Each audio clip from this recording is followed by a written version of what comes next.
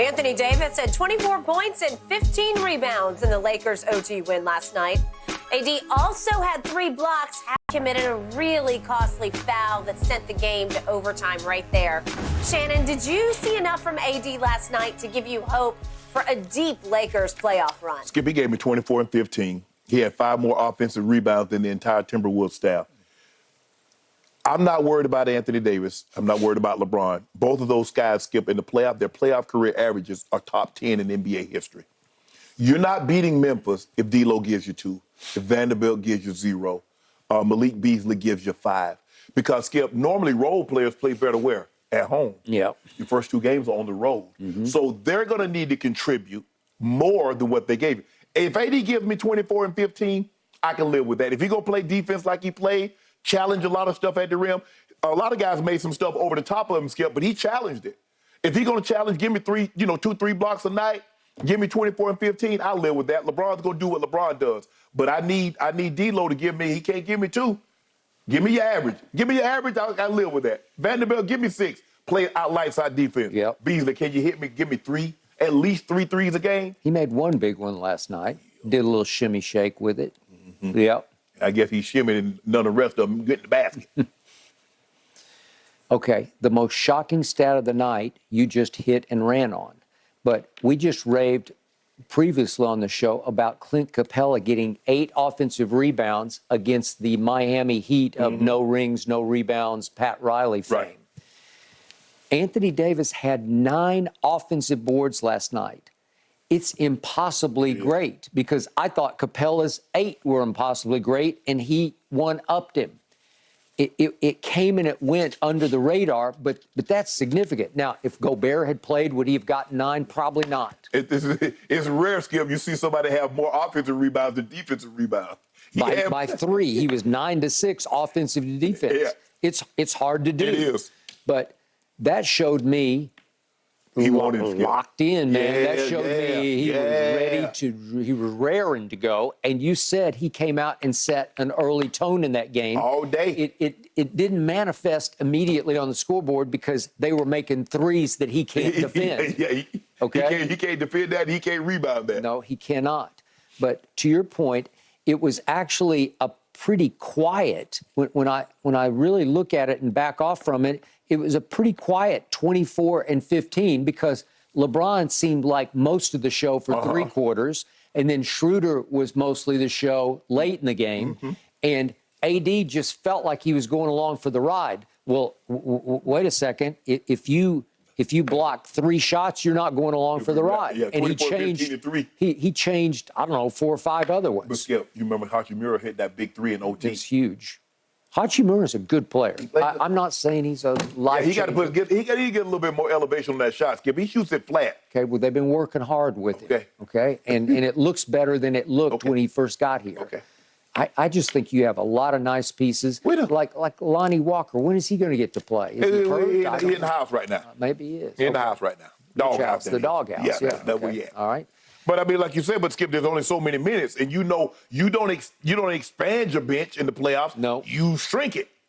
Now he played. I mean, think about all the guys they played last night. They played 1, 2, 3, 4, 5, 6. They played 10 guys. They did. That's I mean, 8, maybe 9 if you're lucky. But they played 10. And, I mean, William Gabriel didn't play long. He played 2 minutes, but. No.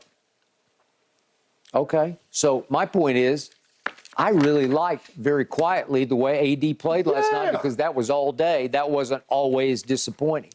All day, all night. Been be Lionel Richie all night long. Yeah, all night long. Yeah. In Memphis on Sunday afternoon. Yeah. It's going to be all night long. Go down there and get some ribs, them dry rub ribs. Yep. Should have me a plate. Bring me a plate back. Really? Yeah. Okay. Maybe he'll make them forget about Elvis.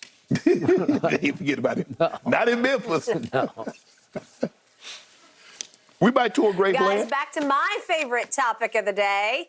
Thunder or Pelicans? Who's going to win the West other play-in game You'll tonight? be sad tomorrow. That's coming up next here on Undisputed.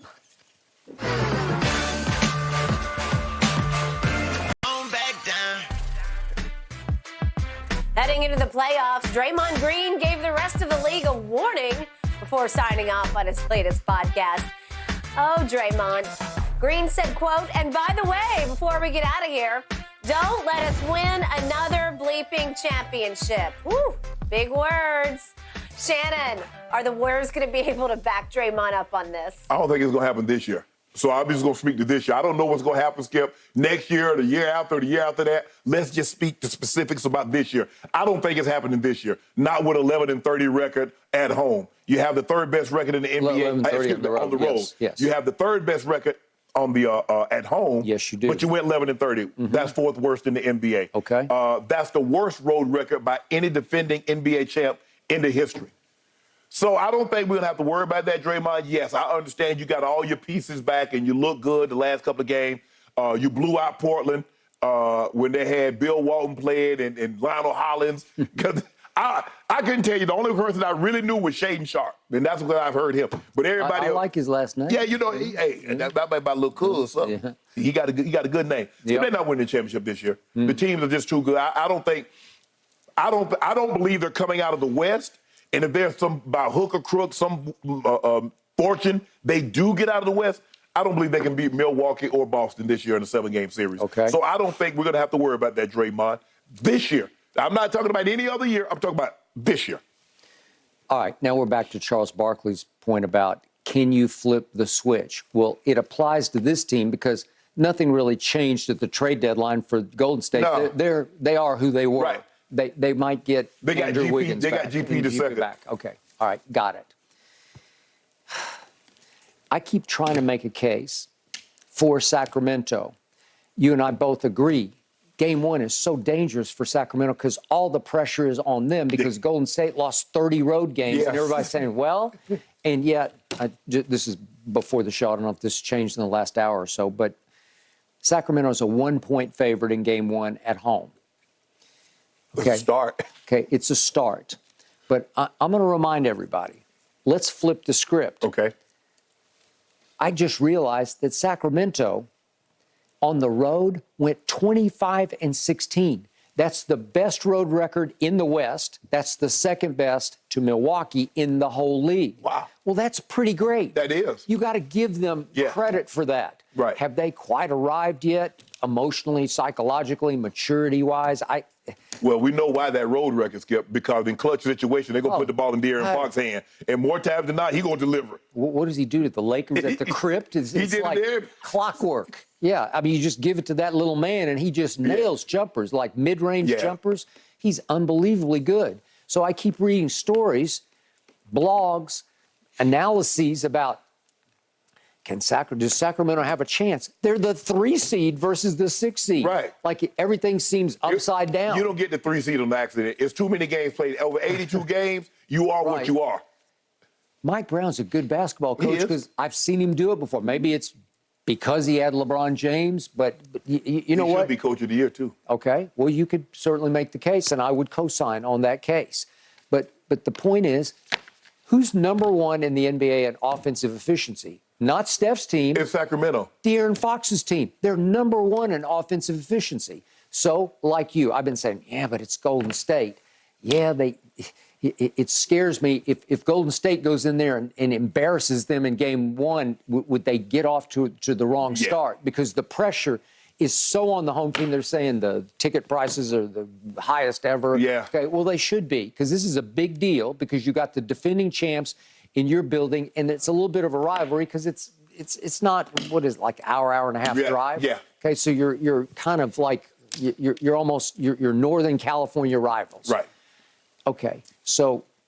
And they're in the basement just like our Southern California rivals. They kind of are, but there was a while back there in those early 2000s when they had Chris Webber and days. Yeah, and Bibby. They were upstairs, right? Yeah. Okay, so to me, Draymond beating his chest, and every other night Steve Kerr is saying, I'm seeing championship medal for my team.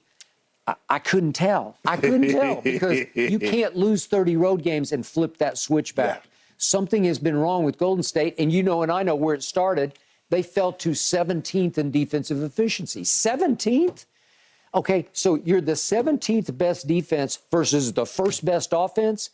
I got to say, Sacramento should be the superior team. Skip, they allow almost 11 more points on the road than they do at home. That's the largest differential since the 2008-9 Jazz. Yeah. But Golden States have won 27 straight playoff series with at least one road playoff win. Okay. At least Are you one. going to flip the switch? So they're hoping. They said, look, all we got to do is get one, steal one. I got it. Can they do it? They just bet. Well, I'm with you. No championship this year. No. I like the Kings, too, guys. They are scrappy. I think they're going to make a lot of noise in this postseason.